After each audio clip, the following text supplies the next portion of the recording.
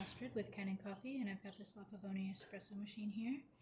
So this machine had a tune-up and a new plastic sleeve in the group head. So here's the old one. It was broken. This part should extend about this far. So this is the broken one, and I replaced that with a new one. Here's the wrong group head that they brought with, which has, you can see this is how the plastic sleeve should look approximately.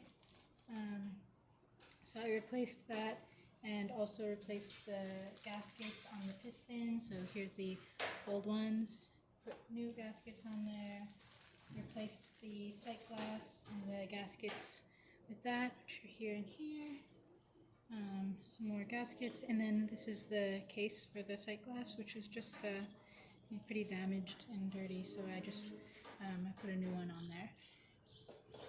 And I think that's about it for the repair. I cleaned the steam wand and replaced a broken gasket on it, and then I just wiped down the whole machine and deep cleaned it. It was pretty dirty here on the boiler, so I just wiped that down, and I'm going to pull a shot just to show you that the machine is functioning properly. It's a little tighter fit in here because of the new gasket, which is good because you want to create a nice seal.